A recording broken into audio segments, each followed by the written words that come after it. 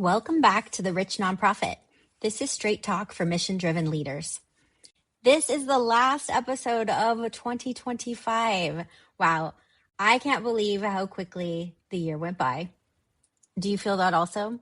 I say it every year, and every year it speeds up, especially as I get older. But that's okay, because 2025, it had its ups and downs for sure, but I expanded so much in my business, as a businesswoman, and I hope that you did too.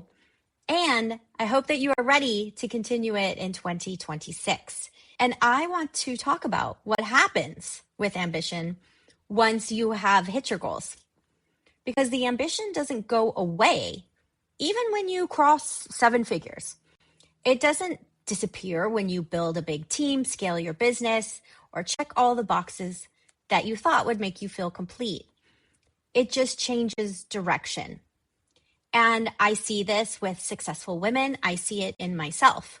We hit the revenue target that we've been chasing for years, and we finally have room to breathe, and we have the freedom that we want. Maybe our team is solid, our systems are working, the systems that we overthought for probably years, and everything that we need to feel successful, it's there. And instead of feeling satisfied, we are restless. Not because we're ungrateful, not because we don't appreciate what we've built, but because the drive that got us here, it's still here. It's just asking different questions now. So it's not asking, how do I make more money? I mean, maybe it is. But it's also asking, what am I going to do with all of this? Instead of, how do I scale bigger? It's asking, what impact am I making? And there's also the, how do I win?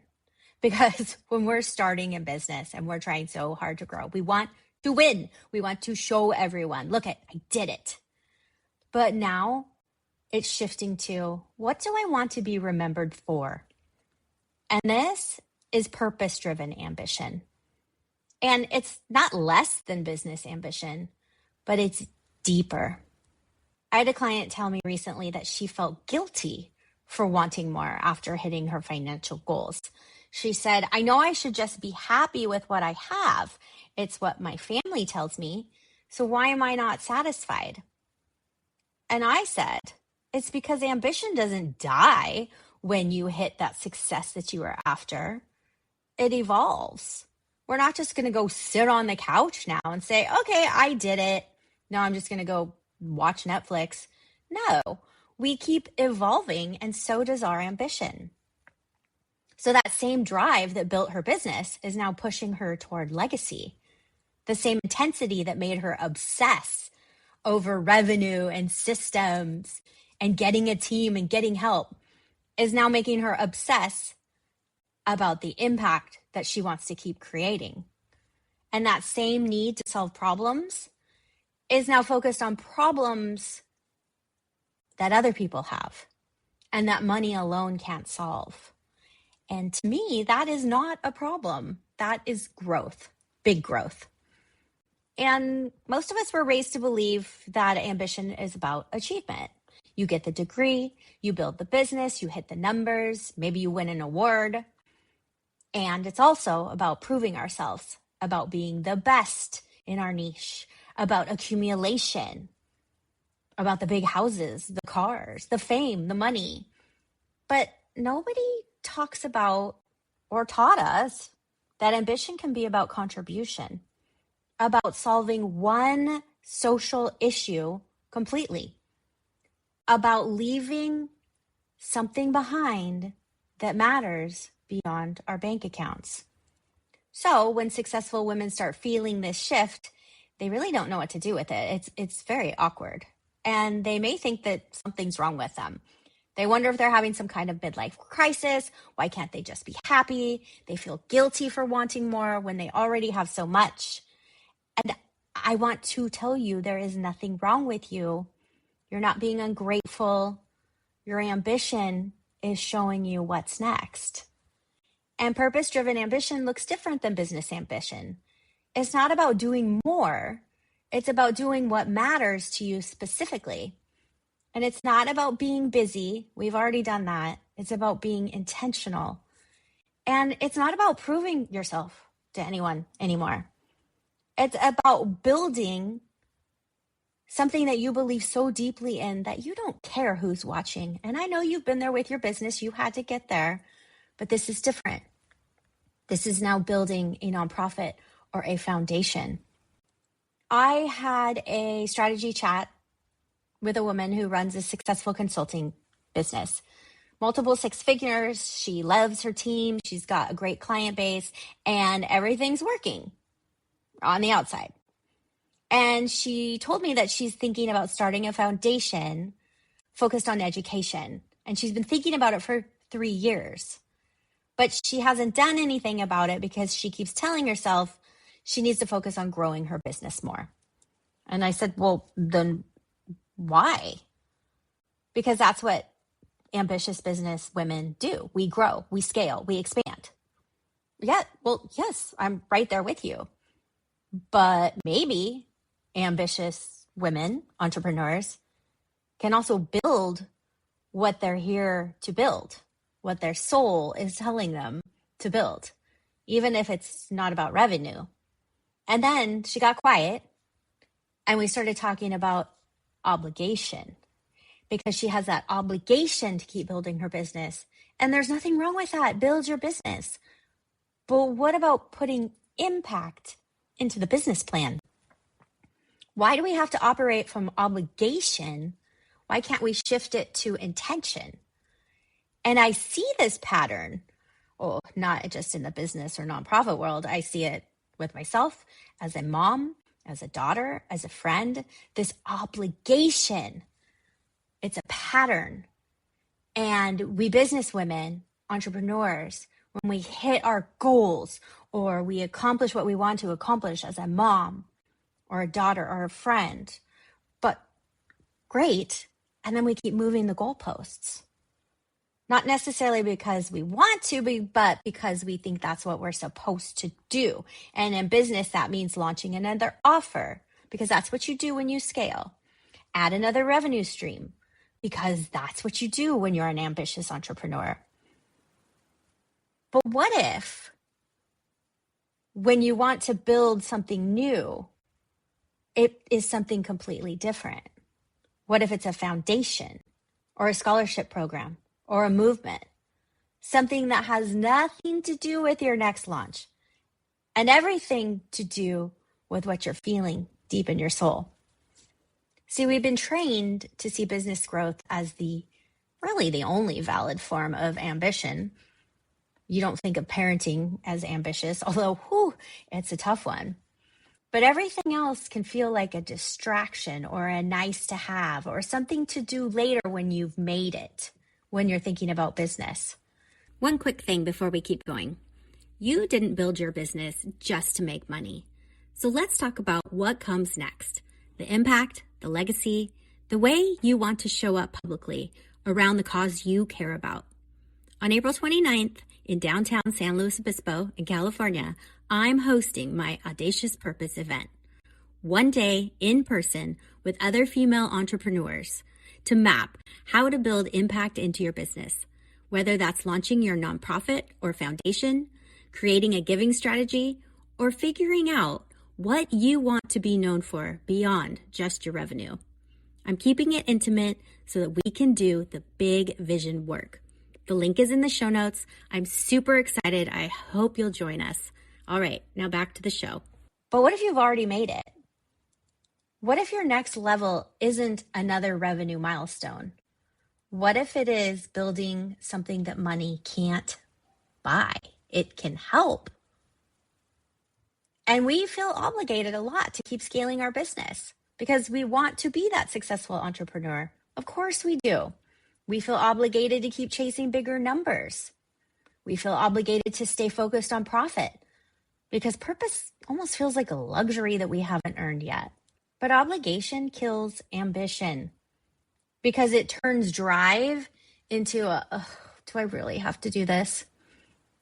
And it starts to make you resentful of the very thing you built. And I've seen clients burn out, and on paper, everything looks perfect. A packed calendar, traveling, getting the funding, doing everything right according to the entrepreneurship playbook. But she was miserable. Every day felt heavy. She didn't want to show up for something that she had worked so hard to build. And when we dug into it, she realized she'd been running on obligation for years. She felt obligated to keep growing because that's what you do. Obligated to keep launching because people expect that from you.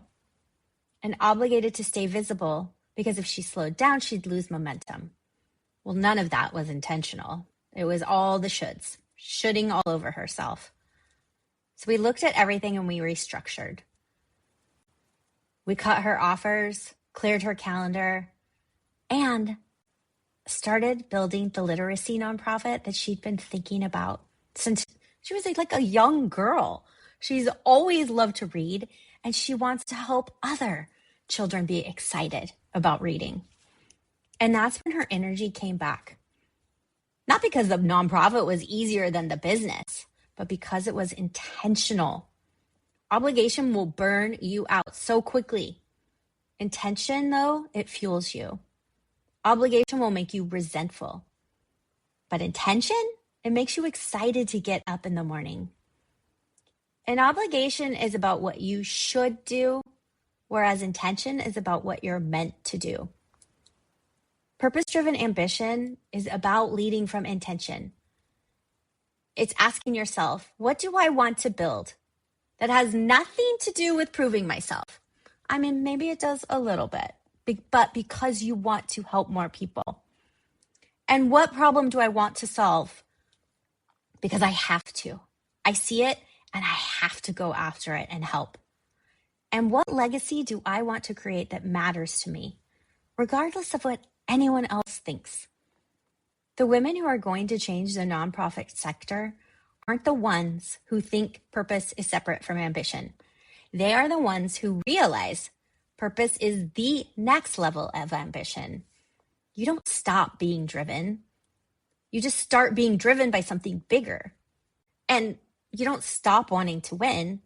You just redefine what winning means. And you don't have to stop being ambitious as hell. We want that. You just channel that ambition in to a nonprofit that is going to outlast your next launch.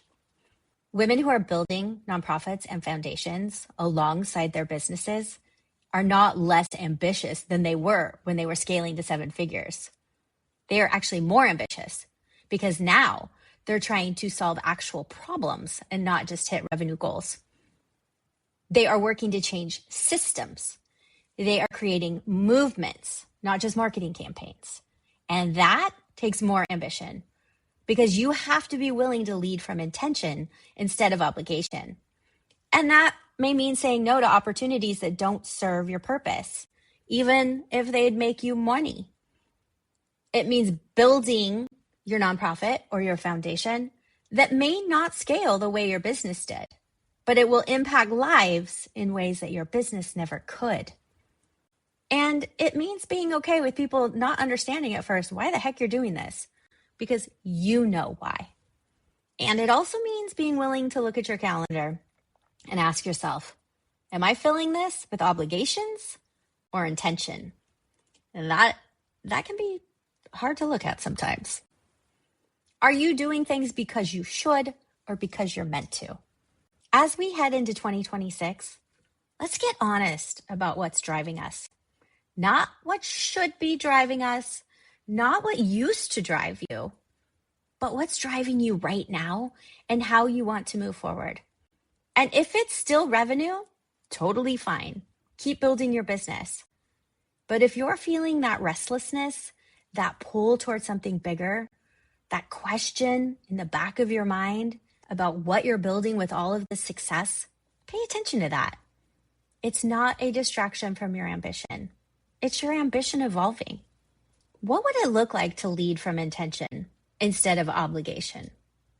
What would change if you told yourself, yeah, I'm going to keep being ambitious, but I'm going to add purpose into it, not just profit. The impact that you want to create, the legacy you want to leave, and the change you want to make in the world, it's not happening by accident.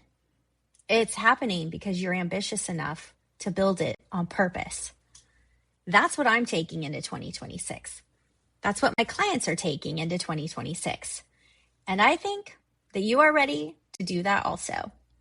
I will see you next year on The Rich Nonprofit.